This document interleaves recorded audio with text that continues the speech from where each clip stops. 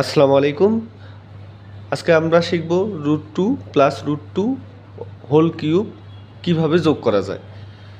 তো দেখো, আমরা প্রথমে যে কোনো অঙ্ক করতে গেলে তার ব্র্যাকেটের ভিতরের কাজটা তাই আগে করে নিতে হয়, তাই আমরা আজকে ব্র্যাকেটের ভিতরের কাজটা করে নেব। √2 প্লাস √2 কত হয়?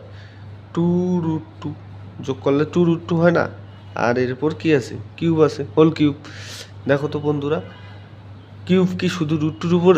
না, 2-র উপরেও কিউব, √2-র উপরেও কিউব। এখন 2 এর উপর কিউব দিলে 2 কয়বার? 2 গুণন 2 গুণন 2, তাহলে কত হচ্ছে? 8। আর √3 √2-র উপর কিউব দিলে √2 গুণন √2 গুণন √2, তাহলে কয়টা √2 হচ্ছে? 3টে √2।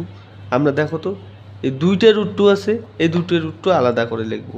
√2 তারপরে স্কোয়ার দেবো, যেহেতু 2টে রুট স্কোয়ার দিতেই পারি আমরা, তারপরে আবার √2 দেবো। তাহলে কি হচ্ছে? স্কোয়ার রুট কাটা যাচ্ছে, থাকতেছে কি 2 আর √2। আর আগে আমরা 2-র উপর কিউব দিলে কত পাই? 8 পাই। আর পরে আমরা পাইলাম কি 2√2, 2√2। তাহলে কত হচ্ছে দেখো তো, এই যে √2-র সামনে কি আছে? 2 আছে, এই 2 আর 8 গুণ করলে 16 √2। ঠিক আছে, এখন তোমাদের বাসার কাজ হচ্ছে √3 প্লাস √3 হোল কিউব যোগ করো।